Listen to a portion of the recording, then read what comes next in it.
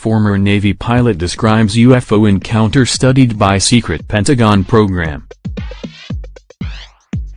For most of his 18-year career as a U.S. David Fravor said his mother-in-law used to ask him a question: had he seen a UFO?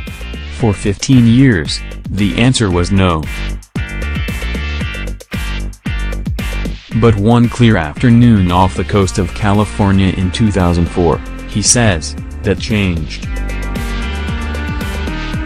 Fravor, the commanding officer of a Navy squadron at the time, said he saw a flying object about the size of his plane that looked like a tic-tac after a break in a routine training mission. The object moved rapidly and unlike any other thing he had ever seen in the air.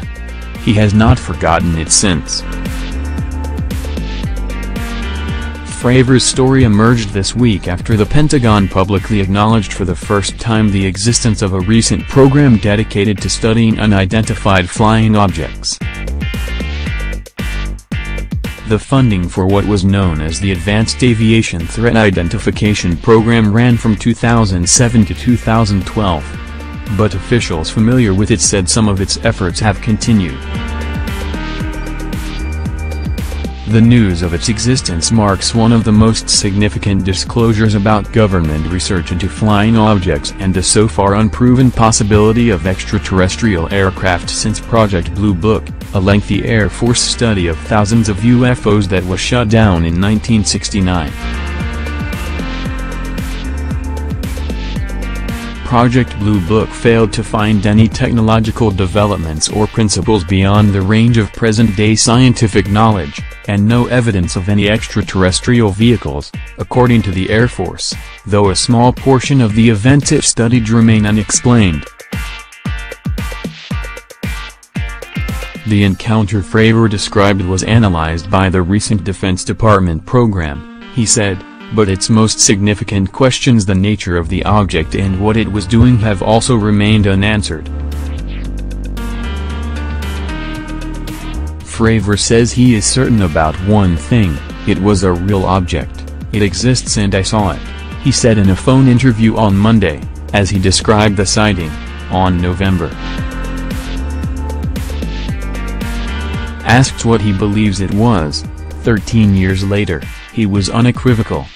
Something not from the Earth, he said.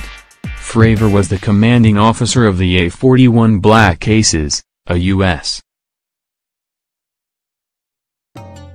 Navy strike fighter squadron of F/A-18 Hornet fighter planes doing an exercise some 60 to 100 miles off the coast between San Diego and Ensenada, Mexico, in advance of a deployment to the Persian Gulf for the Iraq War, he said. An order came in for him to suspend the exercise and do some real-world tasking, about 60 miles west of their location, Fravor said. He said he was told by the command that there were some unidentified flying objects descending from 80,000 feet to 20,000 feet and disappearing. He said officials told him they had been tracking a couple dozen of these objects for a few weeks. When they arrived closer to the point, they saw the object, flying around a patch of white water in the ocean below. A white tic-tac, about the same size as a Hornet, 40 feet long with no wings, Fravor described. Just hanging close to the water. The object created no rotor wash, the visible air turbulence left by the blades of a helicopter, he said, and began to mirror the pilots as they pursued it, before it vanished. As I get closer, as my nose is starting to pull back up, it accelerates and it's gone, he said. Faster than I'd ever seen anything in my life. We turn around, say let's go see what's in the water, and there's nothing. Head of Pentagon's secret UFO office sought to make evidence public.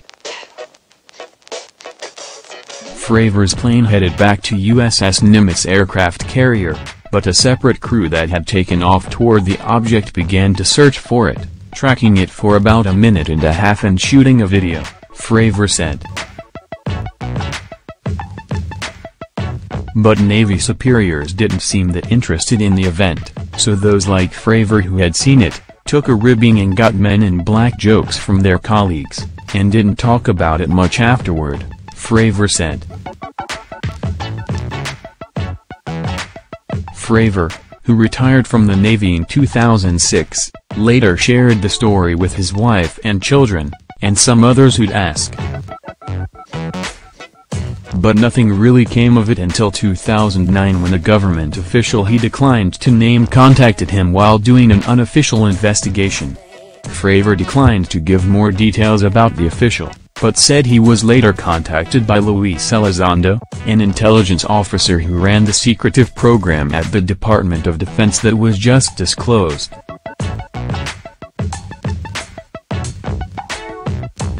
Elizondo, who has since left the government to work for a private company that is hoping to promote UFO research for both scientific and entertainment purposes, is a large part of why the story about UFOs and the government's program are in the news. He quietly arranged to secure the release of 3 videos of UFOs from the Pentagon, including the one shot the same day and place as Fravor's.